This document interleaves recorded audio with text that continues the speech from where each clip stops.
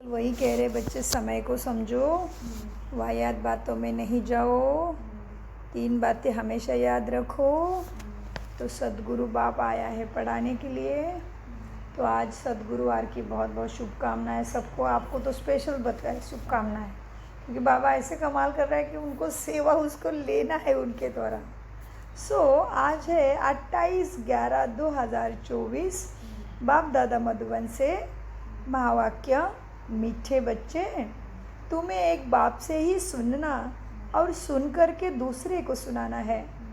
प्रश्न, बाप ने तुम बच्चों को कौन सी समझ दी है जो दूसरे को सुनानी है? प्रश्न, क्या बोला बाबा ने? प्रश्न क्या पूछा आज? बहुत अच्छा उत्तर। बाबा ने तुम्हें समझ दी कि तुम आत्माएं सब भाई भाई हो।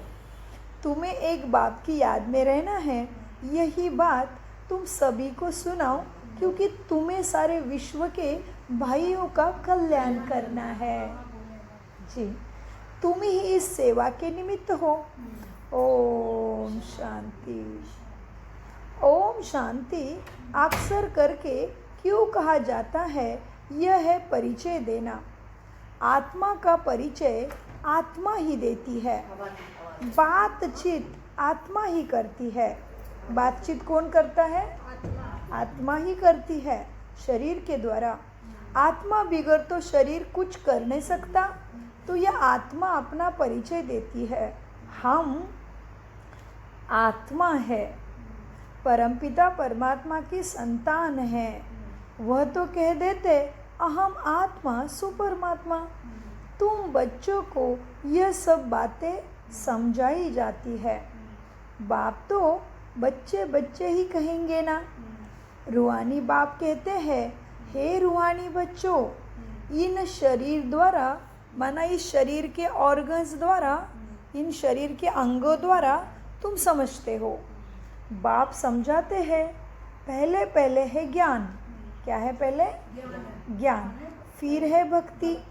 ऐसे नहीं कि पहले भक्ति पीछे ज्ञान, नहीं। पहले है ज्ञान का दिन और फिर भक्ति की रात शुरू होती है। फिर पीछे दिन कब आए? जब भक्ति का वैराग्य हो। तुम्हारी बुद्धि में ये रहना चाहिए, ज्ञान और वैराग्य, ज्ञान और विज्ञान है ना। अभी तुम ज्ञान की पढ़ाई पढ़ते हो। फिर सतयुग त्रेता में तुमको ज्ञान की प्रारब्ध मिलती है। सतयुग त्रेता में क्या मिला? ज्ञान की। जी, ज्ञान का भाग्य कहो, प्रारब्ध कहो। तो फिर सतयुग त्रेता में तुमको ज्ञान का प्रारब्ध मिलता है। ज्ञान बाबा अभी देते हैं, जिसकी प्रारब्ध फिर सतयुग में मिलेगी। ये समझने की बातें हैं ना। अभी बाप तुमको ज्ञान देते, तुम जानते हो। हम फिर ज्ञान से परे विज्ञान अपने घर शांति धाम जाएंगे। उसको न ज्ञान है, उसको न ज्ञान न भक्ति कहेंगे। उसको कहा जाता है विज्ञान। ज्ञान से परे शांति धाम में चले जाते हैं। यह सब ज्ञान बुद्धि में तुम बच्चों को रखना है। बाप ज्ञान देते हैं, कहाँ के लिए? भविष्य। जी, भविष्य नई दुनिया के लिए ज्ञान देते हैं। तो ये बातें तुम्हें ज्ञान बुद्धि में रखना है। और मन कहाँ? मन याद में। मन मना भव, बुद्धि ज्ञान में। ज्ञान किसमें? बुद्धि में। मन किसमें? बाबा के पास, याद में। मन मना भव, ज्ञान बुद्धि में। ज्ञान बुद्धि में रखना है। बाप ज्ञान देते हैं, कहाँ के लिए? भविष्य नई दुनिया के लिए। नई दुनिया में जाएंगे तो पहले अपने घर तो ज़रूर जाएंगे। मुक्ति धाम जाना है, फिर जीवन मुक्ति माना सुख धाम में आना है। कहाँ है सुख धाम? सतयुग। सुख वहाँ मिलने वाला है। पहले आत्मा चमचमता तारा मुक्ति में, कहाँ जाएगी? परम धाम। माना वो घर दिख रहा है, वो देखो, दोनों बाबा और मम्मा के बीच में है ना परम धाम का चित्र। आत्मा का डेरा है। सारे सितारे बैठे हैं, तो पहले परम धाम, तो मुक्ति हो गई। चमचमता तारा ऊपर जाके बैठ गया, कोई नहीं, आवाज़ नहीं, शांति ही शांति, जिम्मेदारी नहीं, शरीर नहीं, कुछ भी नहीं, आवाज़ से परे, मुक्ति की अवस्था। सो पहले जाएंगे मुक्ति धाम। बहुत अच्छा, पहले मुक्ति धाम में जाना है, जहाँ की आत्माएं रहवासी है, वहाँ तो ज़रूर जाएंगे ना। यह नई नई बातें तुम ही सुनते हो और कोई समझ भी नहीं सकते। तुम समझाते हो, हम आत्माएं स्पिरिचुअल फादर के स्पिरिचुअल बच्चे हैं। स्पिरिचुअल, सुप्रीम, रूहानी, आध्यात्म, स्पिरिचुअल फादर। तुम समझते हो, हम आत्माएं स्पिरिचुअल फादर के स्पिरिचुअल माना ईश्वरीय। तुम समझते हो, हम आत्माएं क्या है, स्पिरिचुअल फादर के स्पिरिचुअल बच्चे माना ईश्वर के ईश्वरीय बच्चे। रूहानी बच्चों को, रूहानी माना लाइट, रूह माना लाइट, प्रकाश, तो रूह माना आत्मा। रूहानी बच्चों को रूहानी ज़रूर बाप ही चाहिए ना, तभी तो रूहानियत समझाएंगे। रूहानी बच्चों को ज़रूर रूहानी बाप चाहिए, रूहानी बाप और रूहानी बच्चे। रूहानी बच्चों को, बच्चों का एक ही रूहानी बाप है, वो कौन? शिव बाबा।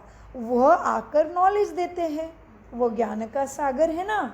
बाप कैसे आते हैं वह भी समझाया है। कैसे आए बाप? ब्रह्मा के तन में जी। बाप कैसे आते हैं वह भी समझाया है। बाप कहते हैं, मुझे भी प्रकृति धारण करनी पड़ती है। अभी तुमको बाप से सुनना है और औरों को सुनाना है, सिवाय बाप के और कोई से सुनना नहीं है। बच्चे सुनकर फिर और भाइयों को सुनाते हैं, कुछ ना कुछ सुनते ज़रूर है। अपने को आत्मा समझो, बाप को याद करो, क्योंकि वही पतित पावन है ना।